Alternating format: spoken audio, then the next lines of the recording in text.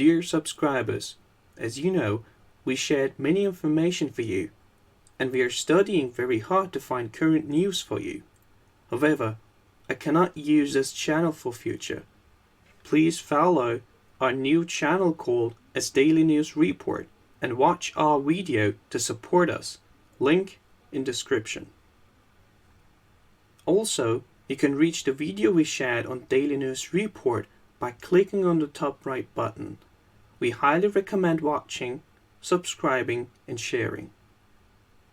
We will continue to share some news on this channel, but we take precautions against some situations for future. Thank you for supporting us. Hurting. And right now we're getting reports that the yield curve is now below Japan's for the first time in 11 years. Should we be concerned about this? Well, it depends who you listen to, Dave. If you listen to people who want to make you money and have an objective view of the world, then yes, you should. If you want to listen to the carnival barkers on Wall Street, then you shouldn't. So let's just look at some facts. So right now, as of this recording, the yield curve, the spread between the 10-year note and 2-year note is 19 basis points. That is by far the lowest it's been outside of the Great Recession. And I heard a conversation today on CNBC that the yield curve is inverting only because, or at least I won't say only, primarily because interest rates in Europe are very low. And it is true. Interest rates in Europe, particularly the German Bund, the 10-year Bund is about 30 to 40 basis points. But here's the thing, Dave. That's not new, okay? The yield curve is inverting, as it always does, because the Fed is raising short-term interest rates, and that is squeezing out liquidity from the system. It is draining money. It's destroying money. And also, the Fed is not only raising rates, but for the first time in history, it is also draining its balance sheet, $40 billion worth a month, going to $50 billion in October. So $600 billion a year. So the Fed is destroying money rapidly. That's deflation, and that's bringing down the long end of the yield curve. And I want to say a couple of things about the yield curve. It bothers the heck out of me, so I'm glad I get to pontificate on shows like yours, where you could just get a little bit below the superficiality of things and of people who don't know what they're talking about. And let me explain and see if you agree with me or not. The yield on the 10-year note on the German Bund is not new. That yield, that very low yield, has been in place for years. And yet, the long end of the U.S. bond market is falling. So we were above 3% a few months ago, and now we're at 2.8, a little bit above 2.8%, 2.82 to be percent. So you cannot say, it's not logical to say, that yields are low in Germany and thus forcing the yield on the 10-year to be low, because the yield hasn't changed for years on the German Bund. It has not gone down. In fact, it actually has climbed in recent years. And here's it. So let me just wrap that up. Our long-term rates are falling. So it's set, the long end of the bond market is clearly worried about slow growth and deflation. But beyond that, Dave, if the yield curve were to invert for other reasons, mechanical reasons, as the carnival barkers claim, I am not sure that makes a damn bit of difference. And the reason why I say that is because why are we so concerned about the yield curve inverting? Oh, yes, because every time it inverts, almost every time, 90% of the time since the Great Recession has ended, it has thrown the economy into a recession. But why? Why is it so important? The reason is, as I like to explain, when banks' assets are yielding less than their liabilities, they stop making loans. When their balance sheet gets upside down, they stop creating money. So there's no new money for collateralized loan obligations, mortgage-backed securities, asset-backed securities. They stop making mortgages. And when that happens, the credit channel dries up, and that means asset prices plunge. This is what happens. History is replete with these examples. So in my view, the yield curve is inverting for the same reasons that it has always inverted. You know, the Greenspan excused it in 2000. Bernanke excused it in 2006. The yield curve is inverting for the same reasons. Low inflation, that's what's coming, reduced inflation, and a recession. And it's not going to be different this time. It's going to yield the same baneful results, a recession. And if I can, just wrap this up, I'll follow up by saying a recession is so important because the market drops by 50% or more during recessions. And this time is going to be the worst. Is this why the Fed is out there saying that the yield curve is not really a good predictor of a recession, and they're looking to find an alternative to the yield curve? Well, of course, they want to deflect attention, but not all. And there are several members of the Fed. I listened to James Bullard today from Jackson Hole saying that, hey, listen, he is not going to deliberately invert the yield curve. Well, they're going to move. The Fed's going to move in September. That's almost guaranteed. And I think they go in December for the last time in this cycle. And that will surely invert the yield curve. Now, Bullard's not a voting member, but I listened to other members of the Fed too, who are voting members, who say they're very much cognizant of the fact that they do not want to invert the yield curve. But the people in charge, like Powell and Loretta Mester, Kaplan, they're going to go 2 more times. And that assuredly, in my mind, I mean, barring some kind of crazy blow up in the long end of the bond market, but given the fact that I believe inflation is rolling over on a year-over-year basis, the comparisons will get very, very hard for inflation in the next few quarters, that we're going to have an inverted yield curve. And the same thing is going to happen again. Credit channel gets shut off and home prices collapse, asset-backed securities collapse, and the stock market begins to roll over hard. And I want to just say this. I want to make sure I don't forget this, Dave. I also hear from the cheerleaders on Wall Street that the market is not expensive. I mean, what puke comes out of their mouths? Because on a forward basis, the market is trading at 17 times earnings. But if you look at other metrics, you have to understand earnings per share has been severely warped and distorted by debt-funded buybacks. So even if you look at that ratio, or the PE ratio, it's still an expensive stock market. But if you just dig a little bit deeper, again, tell me if you think I'm wrong. Okay. If you look at the price to sales ratio, which is not easily distorted by corporate buybacks, it's not just high, it's at an all-time record high. It's higher than it was in the year 2000. If you look at the total market cap of equities, so the price of equities times the shares outstanding, as a percentage of the underlying economy, that is at also a record high. So we have a record bubble in stock prices, in equity prices. We have a near record bubble in home prices. But we have the most pernicious bubble in the bond market ever. Never before have we had corporate debt at these levels. And even as a percentage of GDP, corporate debt is at a record high.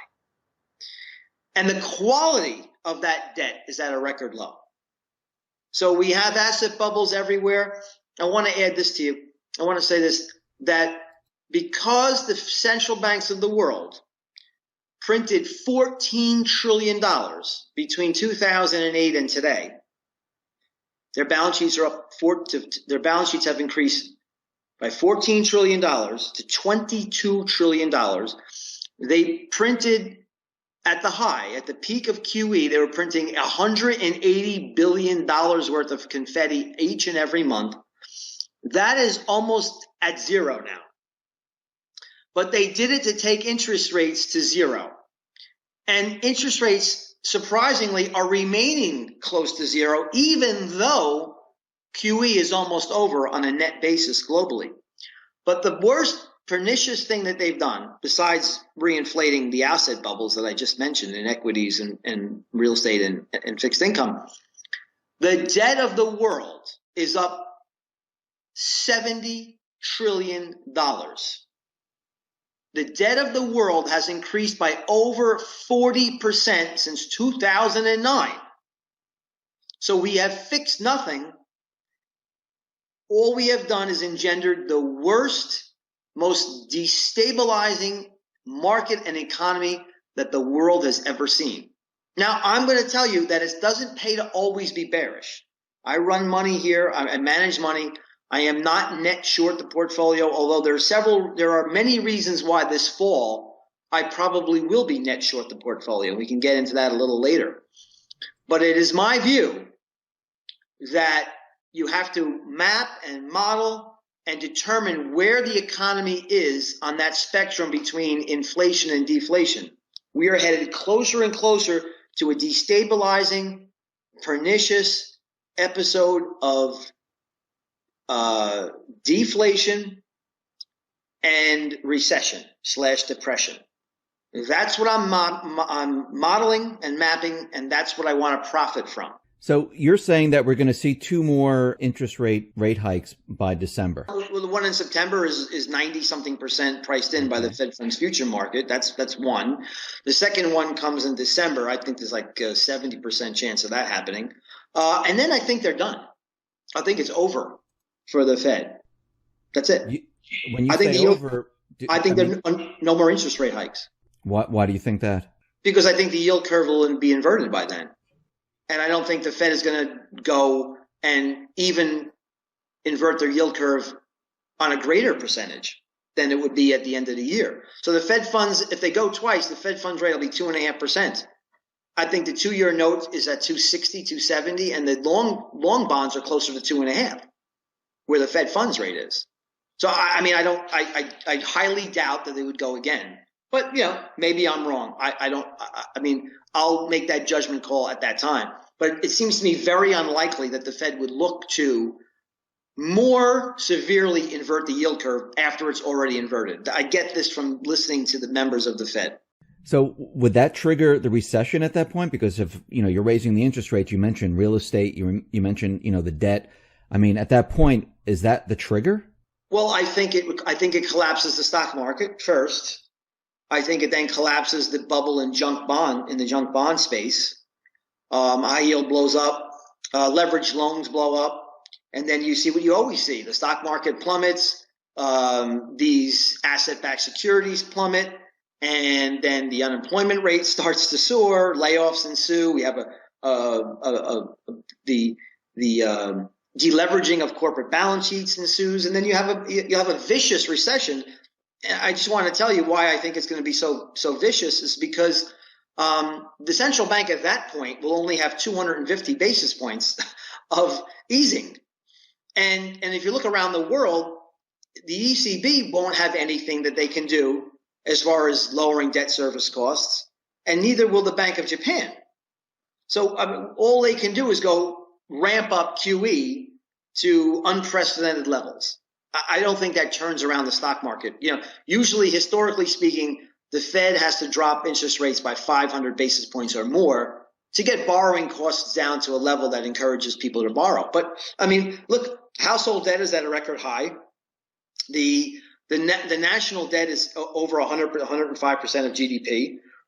Corporations are already over leveraged. So which balance sheet? The Fed's balance sheet is $4.5 trillion.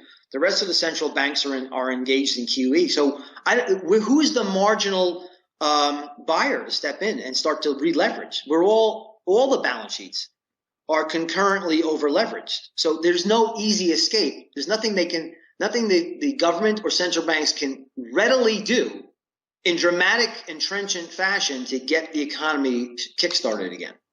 And let me just say this to you, Dave. Okay. Treasuries are, if you look at Treasury debt, the deficits are already at $1 trillion.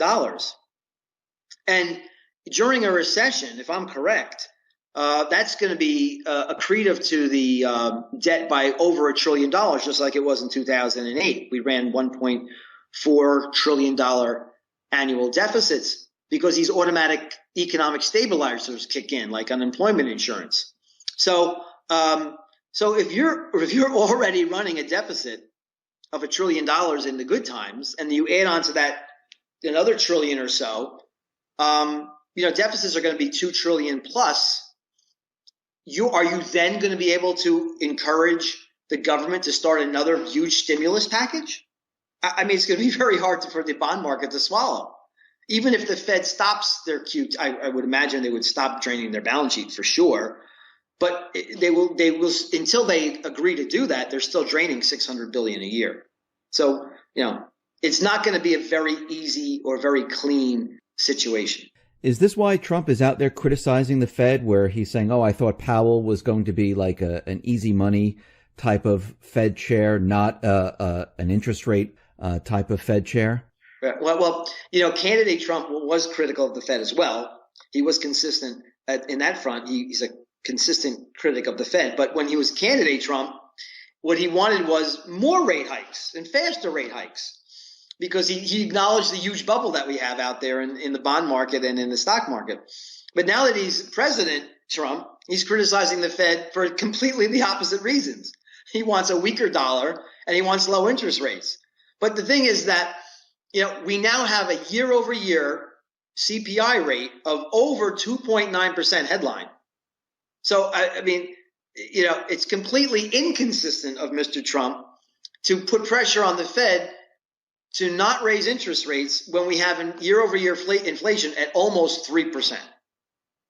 The Fed should be doing their job and trying to normalize interest rates. The only problem is, since they kept them at zero for a decade, I mean, they engineered these massive bubbles and a huge increase in debt. The leverage ratio is at a record high. So, I mean, they really need to raise interest rates, but when they do, they'll realize the folly of keeping them there at zero for a decade. You mentioned something about deflation and inflation as we move into this period where they're raising the rates and, it kicks off into a recession. Is deflation going to continue, or is it going to switch into inflation? Well, we've had the big spike in inflation. That's behind us. That's in arrears. The Fed, like I said, is choking off money supply growth very, very quickly.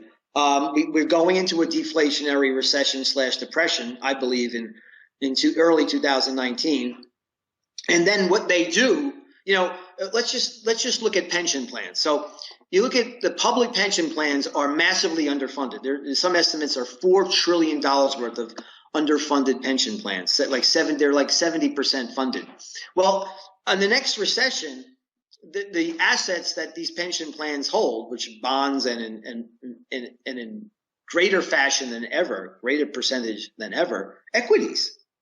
So when the pension plan gets wiped out again for the third time since the year 2000, the Fed is going to have to do something. I mean, if they did the right thing, they just let the whole financial system reset. But I don't think they're going to do that. I think Donald Trump, if he's still around, if he's still president, is going to have to get on the bully pulpit and say, we must engage in drastic measures, even more than Bernanke did, to get inflation going again. And that, I fear, includes, like I always been predicting, in response of the next recession / depression, there's going to be helicopter money, there's going to be universal basic income, and there's going to be negative interest rate policies, which means they're going to have to banish physical cash. Those are the three things that I see happening, at least, just to try to get the money supply booming to reinflate these assets